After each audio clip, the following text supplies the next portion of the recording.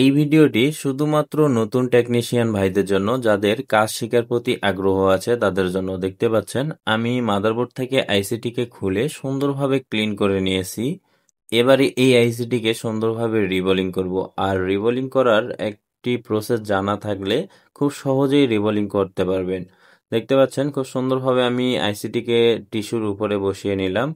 এবার যেহেতু আমি ইউনিভার্সাল স্টিল শিল্ড দিয়ে এই আইসিটিকে রিবোলিং করব, অবশ্যই আইসি রিবোলিং করার পূর্বে স্টিল শিল্ডটি ভালো করে পরিষ্কার এবং ক্লিন করে নিতে হবে, যেন কোনো প্রকার ময়লা না থাকে। এবারে পজিশন মোতাবেক রেখে আইসিটিকে সুন্দরভাবে লাগিয়ে নিতে হবে স্টিল শিল্ডের সঙ্গে। দেখতে পাচ্ছেন আমি বসিয়ে নিচ্ছি।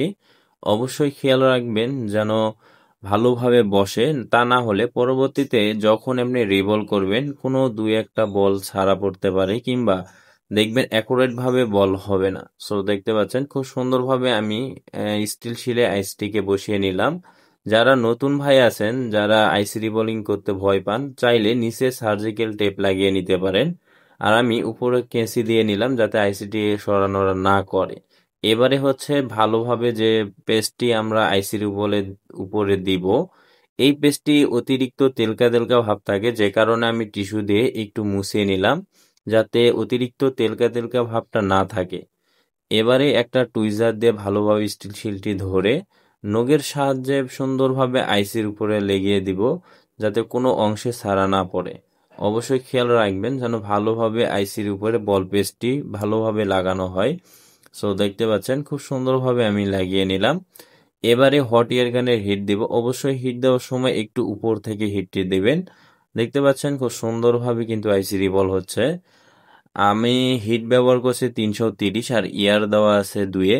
সুন্দরভাবে আইসিটি কিন্তু অলরেডি রিভলিং হয়ে গেছে। এবারে অল্প একটু সময় ওয়েট করব। ওয়েট করার পরে হালকাভাবে একটু স্টিল শিলের উপরে থিনার দিয়ে নিব। এতে কি হবে, আইসিটি খুব সহজেই এবং খুব ভালোভাবে স্টিল শিল থেকে রিমুভ হবে।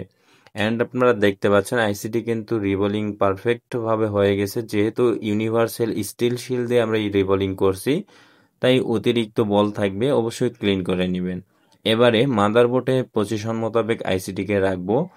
আর রাখার পর অবশ্যই একটা রিবোল করে আইসি লাগার পূর্বে পেস্ট অতিরিক্ত ব্যবহার করবেন না, তা না হলে আইসিটি হিট দেওয়ার সঙ্গে সঙ্গে সাইডে চলে যেতে পারে। এবারে আইসিটিকে আমি সুন্দরভাবে মাদারবোর্ডে লাগিয়ে নিলাম। এবার হালকাভাবে একটু পেস্ট ব্যবহার করব যাতে আইসিটির বলগুলো মাদারবোর্ডের সঙ্গে সুন্দরভাবে লাগিয়ে যায়। দেখতে পাচ্ছেন আমি আইসিটিকে বসিয়ে নিয়েছি। এবার ডিসপ্লেটি ভালোভাবে লাগিয়ে সোল্ডারিং করে নিব। অবশ্যই সোল্ডারিং করার সময় খেয়াল রাখবো যেন একটা পিন আরেকটা পিনের সঙ্গে না লাগে। এবারে ভালোভাবে পাওয়ার সাপ্লাইয়ের সঙ্গে কানেক্ট করে ফোনটিকে চালু করে চেক করে দেখব অ্যাকুরেট ভাবে ফোনটি চালু হচ্ছে কিনা এবং সবকিছু ঠিকঠাক রয়েছে কিনা। দেখতে পাচ্ছেন লোগো চলে এসছে। এবারে ফোনটি চালু হবে। আর চালু করার পর অবশ্যই কিপ্যাড চাপিয়ে চেক করে দেখব সবগুলো বাটন কাজ করে কিনা। অনেক সময় রিভল করার পর কিছু বাটন আছে যে বাটনগুলো কাজ করতে চায় না, যদি রিভলিং আপনার পারফেক্ট না হয়। সো ভিডিওটি যদি ভালো লাগে অবশ্যই চ্যানেলটিকে সাবস্ক্রাইব করে ভিডিওটিকে শেয়ার করে দিবেন। ধন্যবাদ।